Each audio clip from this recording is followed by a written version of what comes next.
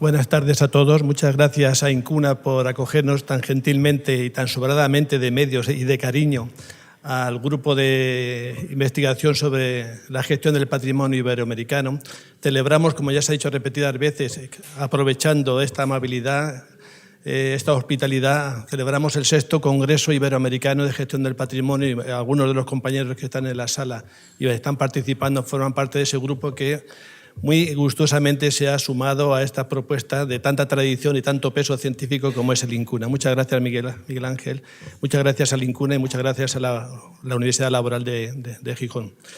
Les voy a presentar una comunicación que encaja, yo creo que bastante bien con lo que se ha dicho esta mañana. Voy a retomar la idea a fuerza de Máximo, que es que el patrimonio, para conservarse, no puede fosilizarse, debe transformarse, debe adaptarse.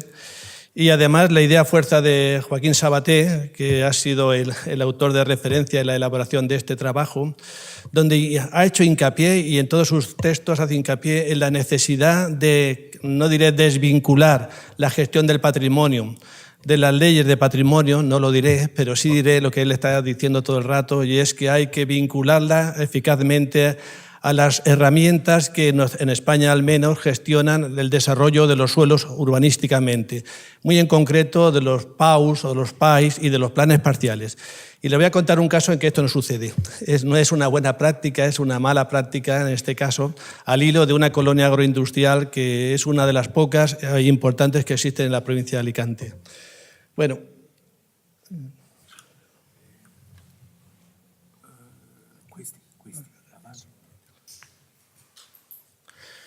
el marco teórico en el que se sustenta este trabajo es la restauración crítica, con Brandi y Pane, donde hablan de la idea de conservar el valor histórico, haciendo prevalecer siempre el valor arquitectónico del inmueble. Y ahora hablaremos del valor arquitectónico del inmueble, pero también de la restauración objetiva, que el método que desarrolló la Diputación de Barcelona para tratar la gestión de la conservación y restauración de los monumentos de la ciudad de Cataluña, donde se insiste efectivamente que hay que recuperar los valores documental, el histórico, el identitario, como se ha señalado aquí también, y el arquitectónico. El arquitectónico para darle, si es posible, los mismos usos y, si no, otros usos que sean compatibles con los otros valores anteriores, documental e identitario.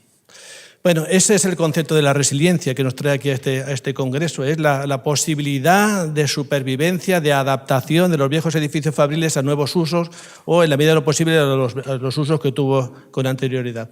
Lo vamos a intentar evidenciar como no se ha dado, pero puede darse si median estas oportunas advertencias y sugerencias de Máximo, de la transformación adaptativa, y de Sabaté, de su inclusión en los planes muy concretos, planes parciales y planes en la Comunidad Valenciana se llaman planes de actuación urbanística o planes de actuación integrada, dentro de los cuales se desarrollan los planes parciales, que son los que llevan a efecto la ordenación del territorio y la planificación urbana en nuestras ciudades. La hipótesis de trabajo es que es posible recuperar los valores históricos, identitarios y de uso, entre ellos el arquitectónico y el de funciones, del patrimonio industrial mediante un proceso integral que tiene que ver con la Carta de Atenas, no solamente la pieza, como ya se ha señalado aquí, sino el conjunto, pero además integral desde el punto de vista también más contemporáneo, integral desde el punto de vista medioambiental, cultural y económico. También esa otra versión de integralidad, conforme con las herramientas de ordenación del territorio y del planeamiento urbanístico. Objetivos son identificar nuevas propuestas de uso que superen la mera recuperación historicista, de ello se ha hablado bastante, y el posterior uso contemplativo. Yo desearía que fuésemos más allá, al menos en algunos casos, del uso contemplativo, turístico, cultural o lúdico. Promover el patrimonio como eficaz mecanismo de desarrollo local, también lo ha dicho Sabaté en algunos de sus textos, vinculado siempre con la economía o con la industria del conocimiento. Esto se ejemplifica, este estudio, sobre la colonia agroindustrial de la colonia de Santa Eulalia. En este mapa de España ven ustedes dónde está ubicada la colonia. Ven además que no es un hecho anecdótico, sino que en esa época, conforme hay diferentes leyes de colonización del medio rural español en la segunda mitad del siglo XIX y hasta la primera mitad del siglo XX, en concreto con esa ley de 1868 se construyeron en España 2.647 colonias agrícolas, De ellas, 142 colonias industriales. En Alicante, 48 colonias agrícolas, 2 colonias industriales. No es un caso anecdótico, ven ustedes la distribución como es, sobre todo más hacia el sur de España, donde había menos densidad de población y más territorios que colonizar. Muy brevemente pasaré por encima de la colonia de Santa Eulalia, porque lo que me interesa es suscitar temas que pueden mover al debate posterior. Tiene un componente de rito y leyenda, que es la aparición de Santa Eulalia, Santa Olalla, patrona de Barcelona, al vizconde Fol de Cardona, en el momento de la conquista. En la iglesia parroquial aparece este gran lienzo de 6 metros de altura y 4 de ancho, donde se refleja ese milagro. Ese milagro es las relaciones topográficas mandadas a hacer por Felipe II en 1575. Se dice literalmente que desde inmemorial se celebra ese rito de celebrar la victoria. Los cristianos siempre van perdiendo hasta el momento en que se aparece el santo o la santa, y entonces cuando consiguen ganarle a los moros. Y sucede en toda España. Y en esos momentos siempre aparece un santo, una patrona. Yo no hablaré de eso en Asturias, me voy a negar a hablar de ese tema. Pero en el resto de España es un tema recurrente siempre, la aparición de la Virgen, la aparición del santo para ganarle a los moros. Eso desde ese momento, ya desde el año 1575, se dice que se hace una peregrinación, una romería anual para celebrar ese momento histórico. La conquista por los catalanes, por los caballeros de Cardona, está registrada, no tanto ese hecho de armas, que parece que es bastante ficticio, como yo creo que es. Y eso tiene que ver con este otro aspecto geográfico. Este es un grabado del siglo XVIII hecho por el marqués de Elche para llevar las aguas del Alto Vinalopó, están ubicadas en el río Vinalopó, llevar las aguas del Alto Vinalopó hacia la ciudad de Elche. Aquí ven ustedes algunos elementos a destacar, es los pueblos, las ciudades de Villena y de Sas, en medio el emplazamiento de la colonia de Santa Eulalia, las lagunas y humedales, hoy desecadas, de esa cuenca alta del Vinalopó, y todo eso que aparece sin cultivar, estos son los secanos y estos los regadíos, y todo este espacio que aparece sin cultivar,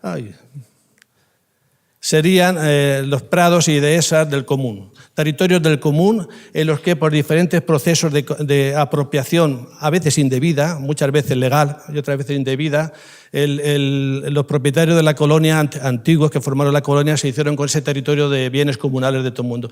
Ese es el lugar concreto de ubicación, es el lugar exacto donde se da un umbral de desbordamiento de los humedales del Alto Vinalopó y se encauzan en ese pequeño río que ha sido la arteria nutricia de la agricultura de la mitad de la provincia de Alicante. Para ahí pasan las grandes cordeles, las grandes cañadas de ganado, de norte a sur, de Cuenca a Granada o de Valencia a Murcia, y convergen con los diferentes cordeles en ese punto esencial. Esa estratégica ubicación geográfica yo creo que es la que explica que se apareciese la Virgen y no otra.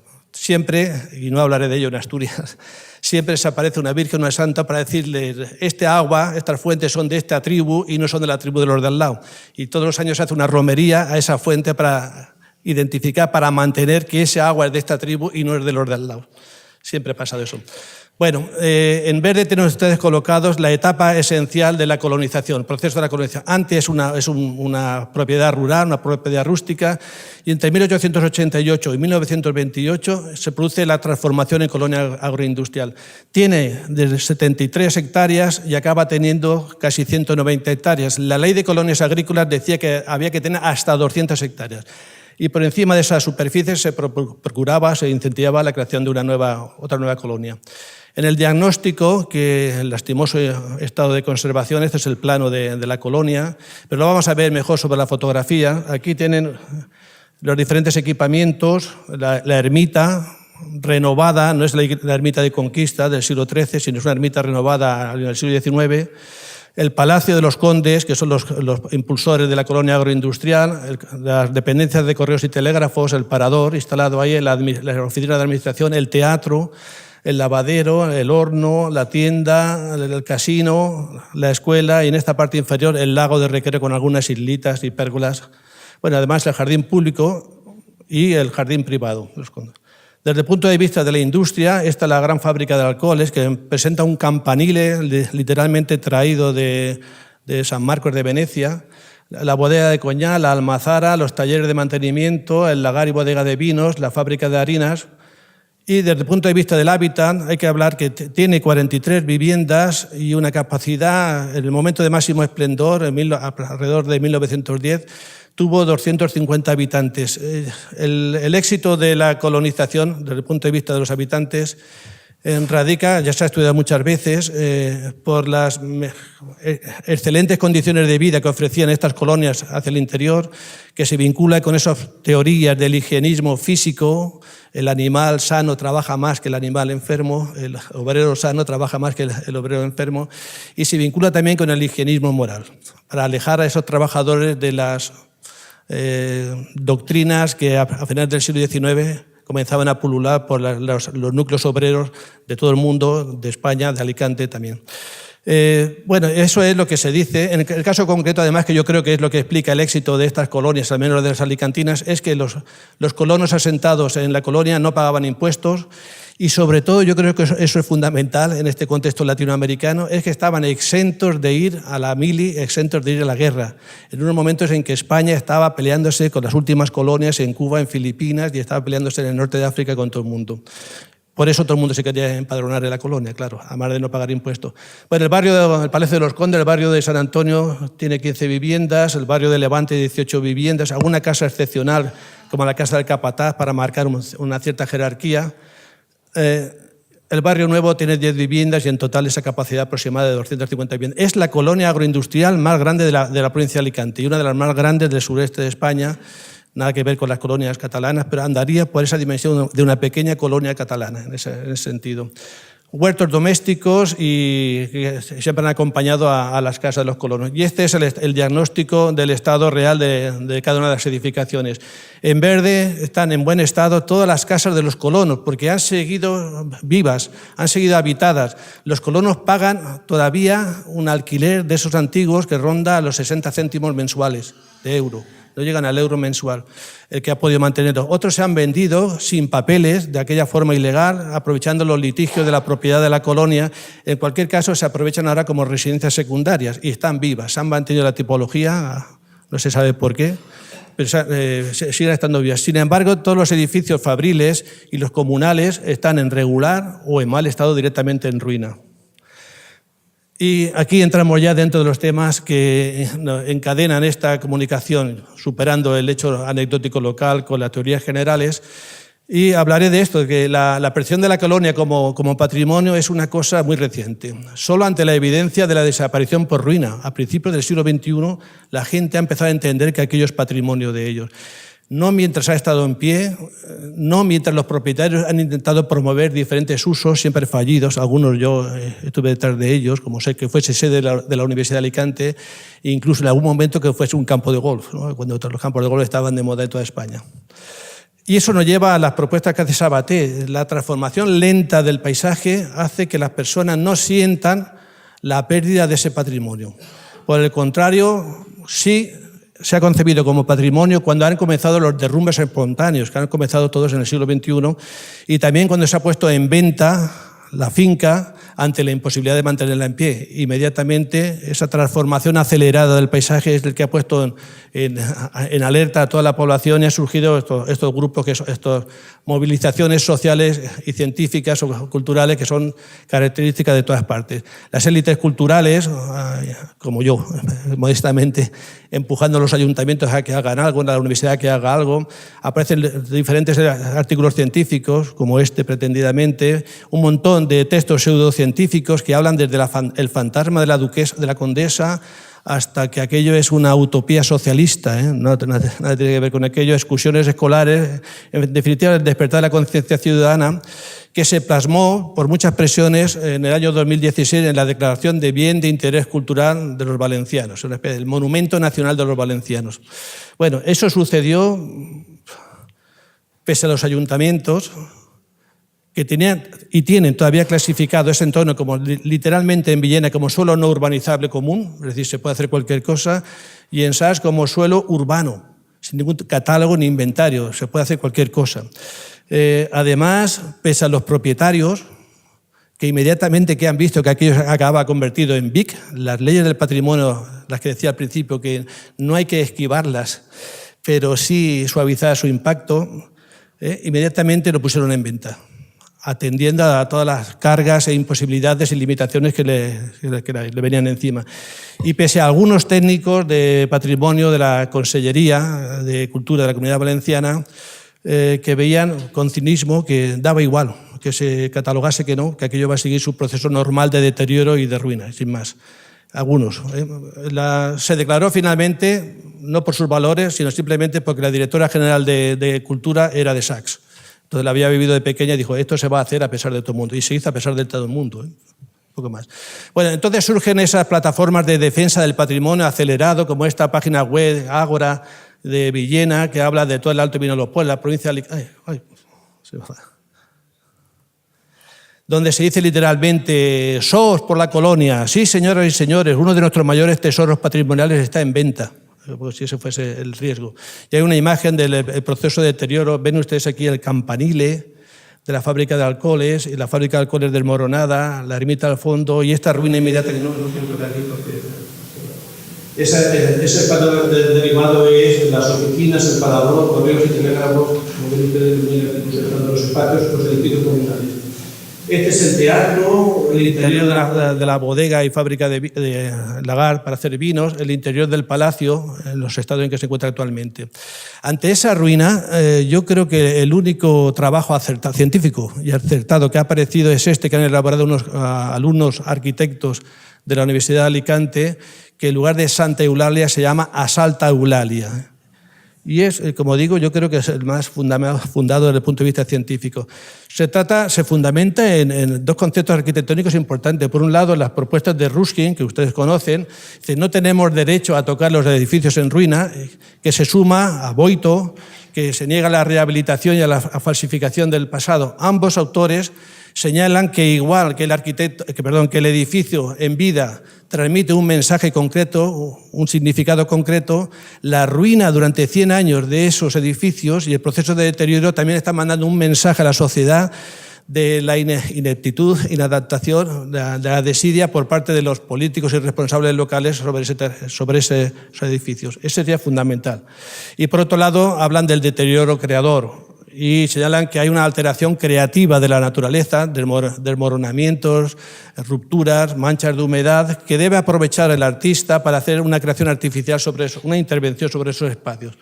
Por ejemplo, en el interior del palacio aparece esta mancha de humedad que ha sido intervenida ya. Este proceso se ha dado en la colonia de Santa Eulalia y otras muchas. Finalmente, su propuesta es la ruinalización. Ya que nadie hace nada, pues que sigue siendo una ruina, que por fuera se observe como un conjunto edilicio con diferentes puntos para ser visto, pero por dentro que sirva para espacio para la intervención artística, intervención creativa.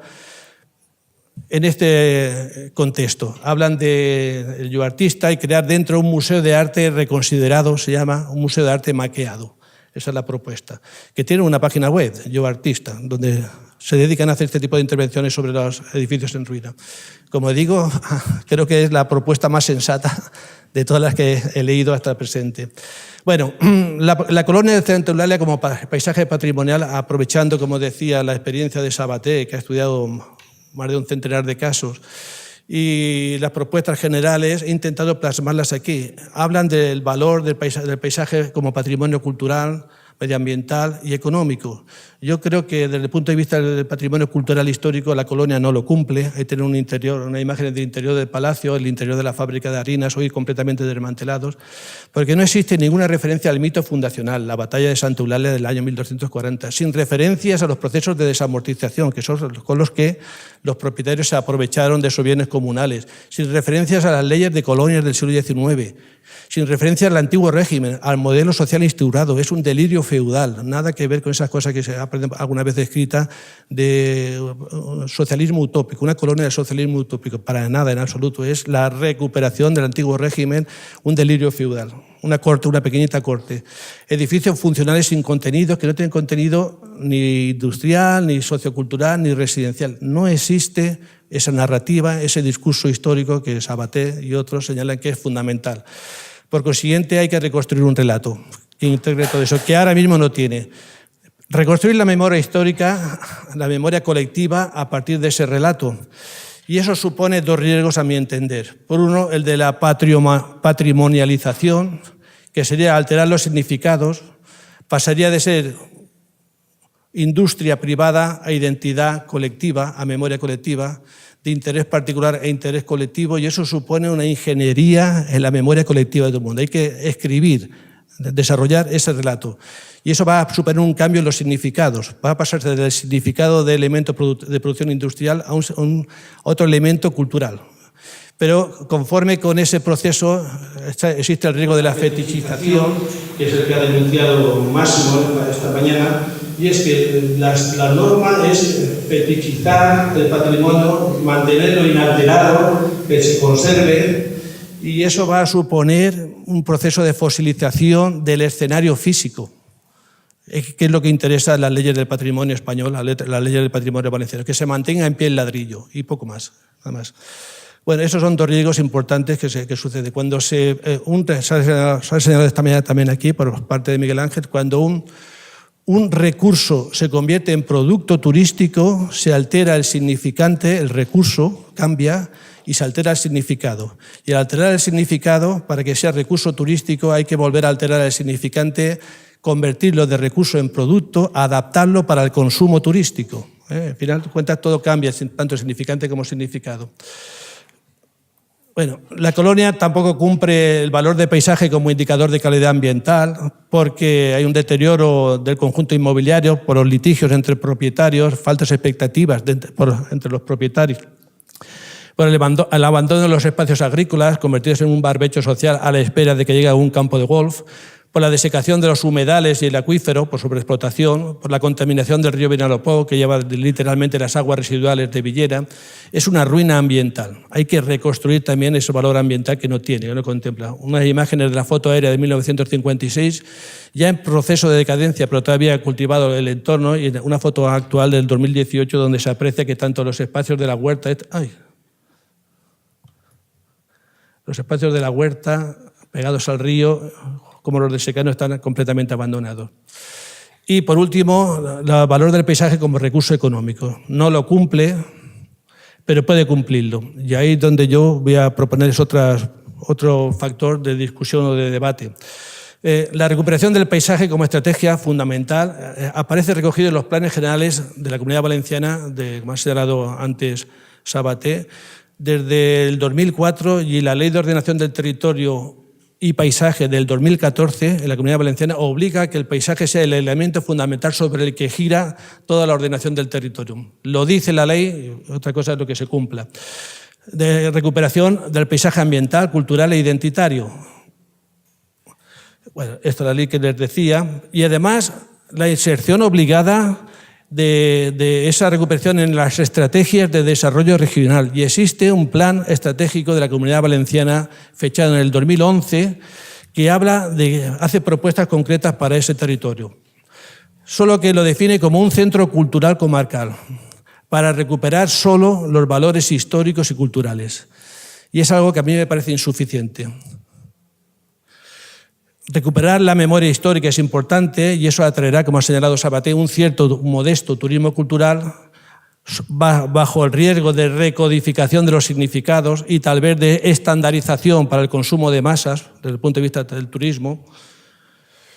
Yo creo que si eso es así y queda en eso, va a seguir avanzando el proceso de deterioro de la colonia y poco más. Por el contrario, creo que como muchos de ustedes piensan, y también la teoría general, hablan de que existen otras posibilidades, nuevos usos para reorientar la transformación necesaria, la adaptación que señalaba Máximo, hacia sectores más productivos. Proceso de recuperación que no es una utopía, sino que se apoya en la excelente renta de situación que tiene la colonia. Este que tienen amarillo en la finca, ven ustedes el trazado del AVE, Madrid de Alicante, que tiene una parada. La estación del AVE de la provincia de Alicante está en la colonia, está en la misma finca, no en Villena ni en Sas, en la misma finca. Por ahí pasa la autovía que une Madrid y Barcelona y Valencia, bueno, con Alicante, pasa el ferrocarril de cercanías y el ferrocarril de Valencia a Barcelona hacia Alicante, y está en ese nudo viario del interior de la provincia donde salen las diferentes autovías para todo el interior de la provincia. La estrategia territorial de la Comunidad Valenciana en el 2011 señalaba que estas propuestas al menos, que son, por ahí pasa el AVE, como ven, por ahí pasa el tren de cercanías, crear un hub de movilidad, un espacio integrado de movilidad para el desarrollo de actividades logísticas, hasta el punto que se piensa que el puerto franco del aeropuerto de Alicante y del puerto de Alicante, que están en primera línea de playa, de mar, y por consiguiente no pueden ocupar ese espacio desde ese punto de vista de almacenamiento logístico porque es costoso ese suelo, se traslade 40 kilómetros hacia el interior y se ubique ahí el puerto franco del puerto y el puerto franco del aeropuerto de Alicante en ese espacio. Y de hecho está planificado un aeródromo comercial en ese espacio, que es algo importante que recoge la estrategia.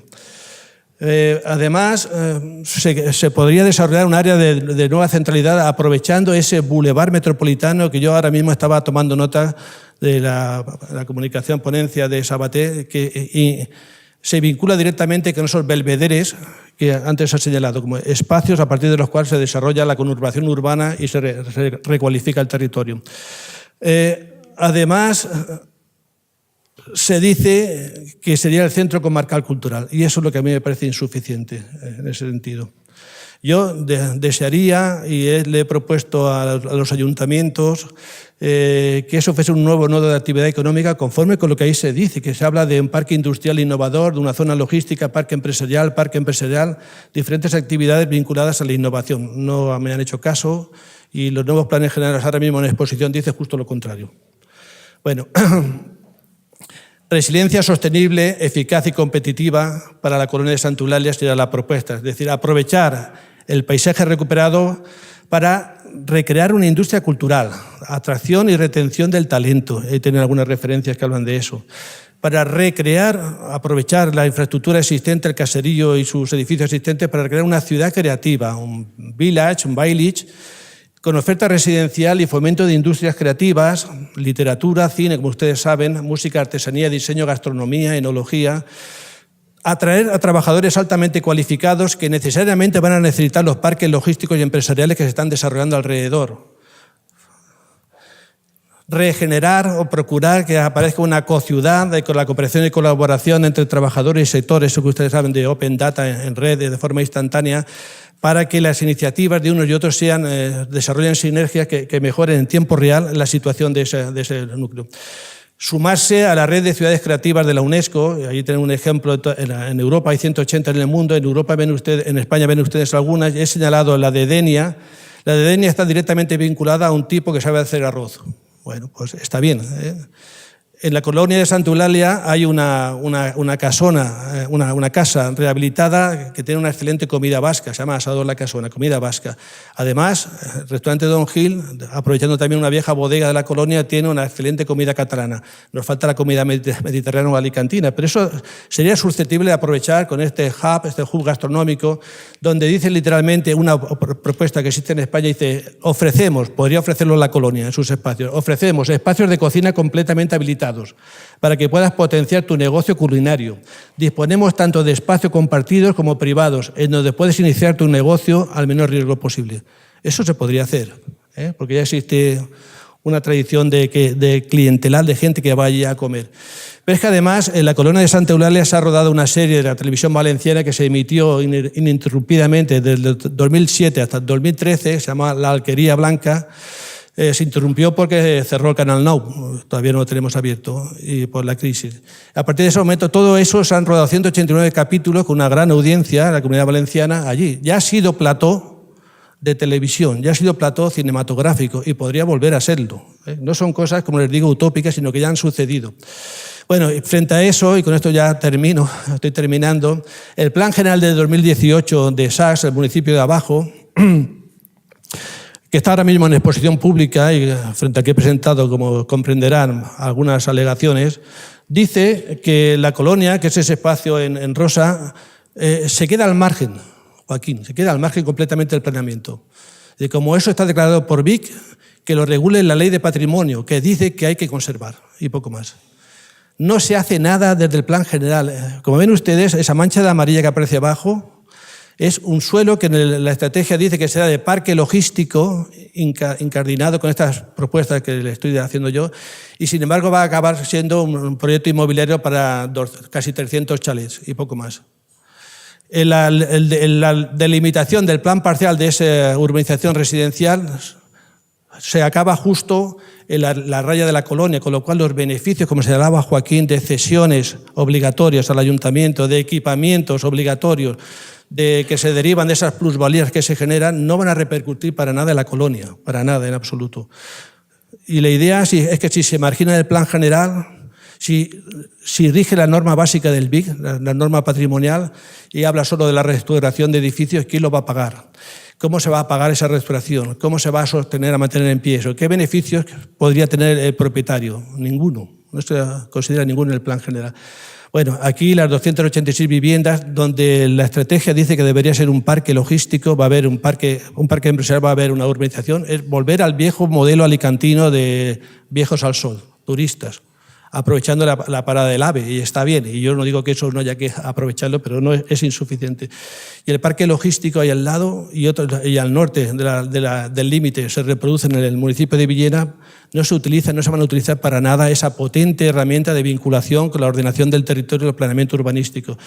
La propuesta que yo he transmitido al ayuntamiento, a los ayuntamientos, es que se creen áreas de reparto que sumen todos esos espacios y las cesiones y equipamientos específicos vayan a parar necesariamente a la recuperación de la colonia. Que el propietario de la colonia tenga alguna expectativa de poder adaptar el uso a estos usos creativos que les vengo comentando. Conclusiones negativas. Al seguir considerándose solo su valor cultural identitario, solamente eso, las leyes del patrimonio, creo que va a seguir su deterioro. Al no ajustarse al plan estratégico de la Comunidad Valenciana, a la economía del conocimiento, que como ven ustedes es posible, seguirá el deterioro. Al no incluirse adecuadamente en el plan general del 2018, queda una pieza aislada. Al margen del planeamiento urbanístico, seguirá el deterioro. Al no vincularse a las propuestas urbanizadoras, ni siquiera de la del propietario, aunque sea para construir chalets, que la raya envuelva a la colonia para que los usos, las cesiones, equipamientos y las plusvalías que deben obligatoriamente ceder al ayuntamiento beneficien a la colonia, ni siquiera por ahí. Al considerarse solo su hipotético uso turístico, la fascinación por la ruina y la arquitectura basura, en palabras de Ken Rencolas, que habla de arquitectura de uso retirar, arquitectura que ya ha perdido la función de arquitectura. Es un escenario vacío, arquitectura tematizada para el uso turístico, arquitectura sin uso, arquitectura basura, Rencolas, seguirá el deterioro. Al protegerse solo el ladrillo, por la declaración de BIC, y no obligarse a los propietarios a su restauración, y esa es otra cosa, la ley valenciana obliga al propietario a mantenerlo en pie, pero nadie es capaz de obligar al propietario a mantenerlo en pie, nadie lo hace. Bueno.